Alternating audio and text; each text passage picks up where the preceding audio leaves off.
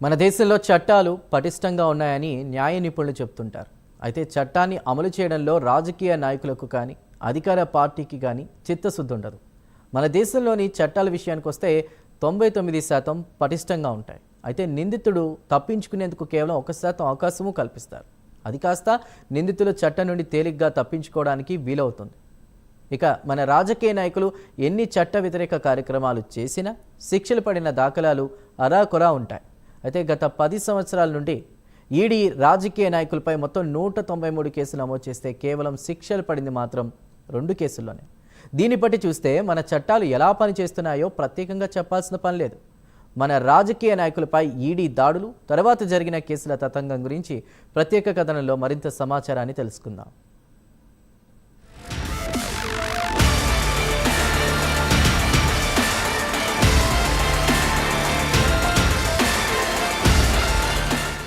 మన దేశంలో నేరాలు చేసినా, అక్రమ దందాలు చేసినా రాజకీయ నాయకులకు శిక్షలు పడిన దాఖలాలు చాలా తక్కువ.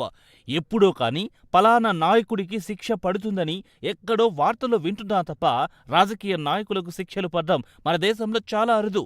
దీనికి ఉదాహరణ చెప్పుకోవాలంటే మన దేశంలోని బడా రాజకీయ నాయకులపై గత 10 సంవత్సరాల నుంచి ఎన్ఫోర్స్మెంట్ డైరెక్టరేట్ 193 కేసులు నమోదు చేసింది. అయితే వారిలో కేవలం 2 మాత్రమే శిక్షలు పడ్డాయి. అంటే పరిస్థితులు ఎలా ఉన్నాయో ఊహించుకోవచ్చు.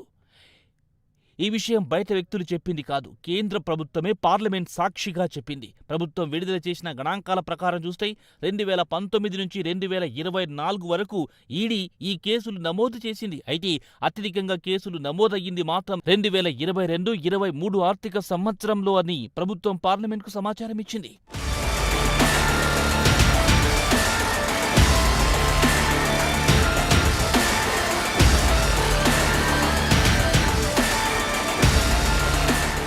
ఇదిలా ఉండగా పార్లమెంట్లో కేంద్ర ఆర్థిక శాఖ సహాయ మంత్రి పంకజ్ చౌదరిని communist party of India Rajya Sabha MP AA Rahim ఓ ప్రశ్న వేశారు. గత 10 సంవత్సరాల నుంచి రాజకీయ నాయకులు, ఎంపీలు, ఎమ్మెల్యేలు లేదా స్థానిక ప్రభుత్వాలకు చెందిన నాయకులపై ఎన్ని కేసులు నమోదయ్యాయి, ఏ పార్టీకి చెందినవారున్నారు, రాష్ట్రాల వారీగా, సంవత్సరాల వారీగా తనకు సమాధానం కావాలని రాజ్యసభ సభ్యుడు కేంద్ర సహాయ మంత్రిని కోరారు. దానికి చౌదరి సమాధానమిస్తూ అలాంటి డేటా తమ వద్ద ఉండదన్నారు. దీనికి బదులుగా తాను సంవత్సరం ప్రాతిపదికన ప్రస్తుతం ఉన్న ఎంపీలతో పాటు మాజీ ఎంపీలు, ఎమ్మెల్యేలు, ఎమ్మెల్సీలు, ఇతర ప్రముఖ రాజకీయ నాయకులు లేదా రాజకీయాలతో అనుబంధం ఉన్న వ్యక్తుల వివరాలను ఆయన ఇచ్చారని లైవ్లో వెల్లడించింది.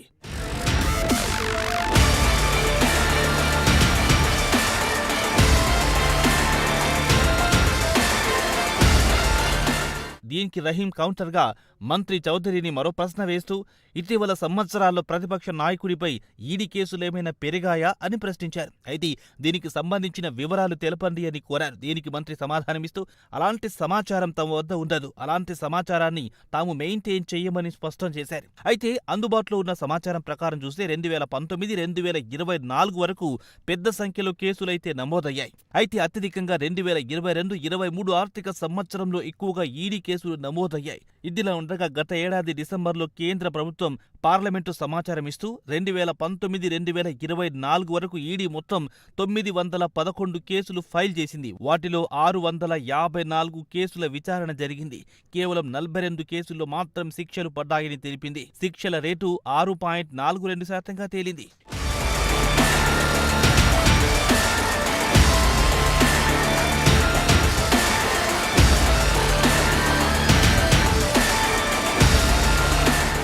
ఇక రహీం ప్రశ్న విషయానికొస్తే ప్రభుత్వం ఈడీ విచారణ పారదర్శకంగా మెరుగ్గా జరిగే విధంగా ఏమైనా సంస్కరణలు తెచ్చిందా అని ప్రశ్నించారు. ఈడీ విచారణ మరింత మెరుగ్గా కొనసాగేలా చర్యలు తీసుకుంటున్నారా, అయితే దానికి సంబంధించిన వివరాలు ఇవ్వాలని కోరారు. దానికి మంత్రి సమాధానమిస్తూ భారత ప్రభుత్వంలో డైరెక్టరేట్ ఆఫ్ ఎన్ఫోర్స్మెంట్ లేదా ఈడీ చట్టాన్ని అమలు చేసే ప్రీమియర్ ఏజెన్సీ అని చెప్పుకొచ్చారు. Enforcement of prevention of money laundering act 2002, PMLA, foreign exchange management act 1999, FEMA, fugitive economic offenders act 2018, FEOA కేసులను ఈడీ టేకప్ చేస్తుందని చెప్పారు. కాగా ఈ కేసులను పూర్తి సాక్ష్యాలు, మెటీరియల్ ఎవిడెన్స్ ఉంటేనే విచారణ చేయబడుతుందన్నారు మంత్రి. ఏ రాజకీయ పార్టీతో కానీ లేదా ఇతర మతపరమైన లేదా ఇతర పెద్ద హోదాల్లో ఉన్న వ్యక్తి ఆర్థికపరమైన అవకతవకలకు పాల్పడితే అతడికి ఫలానా రాజకీయ పార్టీతో సంబంధం ఉందని ఈడీ పట్టించుకోదు. ఈడీ విచారణ అంతా బహిరంగమే, పారదర్శకమే అని కేంద్ర మంత్రి రహీం ప్రశ్నకు జవాబుగా చెప్పారు. కావాలనుకుంటే ఈడీ విచారణ సంతృప్తిగా లేదనుకుంటే కోర్టుకు వెళ్లొచ్చునని సూచించారు.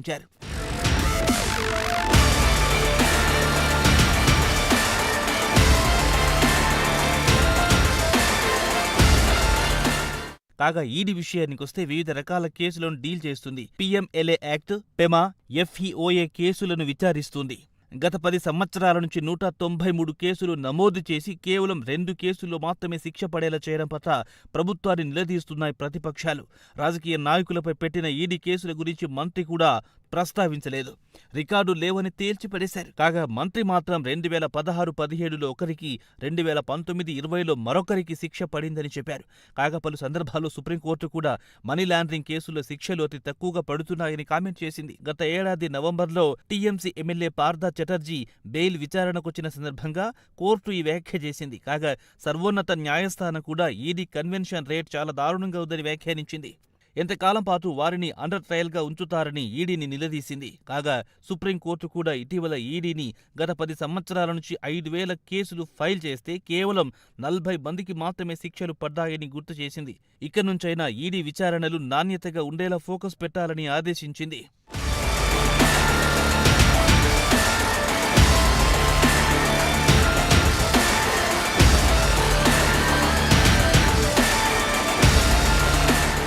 ఇక అరవింద్ కేజ్రీవాల్ కేసు జడ్జిమెంట్పై కూడా సుప్రీంకోర్టు ఘాటుగా స్పందించింది. కేజ్రీవాల్కు వ్యతిరేకంగా PMLA ఫిర్యాదుల ప్రకారం అరెస్టు చేశారు.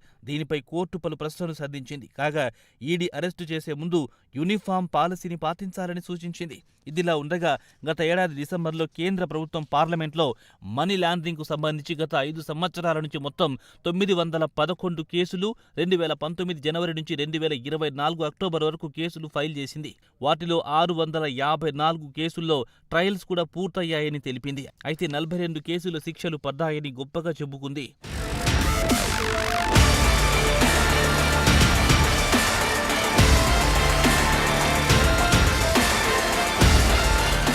మొత్తానికి చూస్తే మన దేశంలో ఈడీ, CBIలు అధికార పార్టీకి కొమ్ముకాసే వ్యవస్థలుగా మారిపోయాయి. ప్రతిపక్ష రాజకీయ నాయకులను వేధించడానికి ఈ కేంద్ర దర్యాప్తు సంస్థలను అధికార పార్టీలు సద్వినియోగం చేసుకుంటున్నాయన్న టాక్ కూడా వినిపిస్తోంది.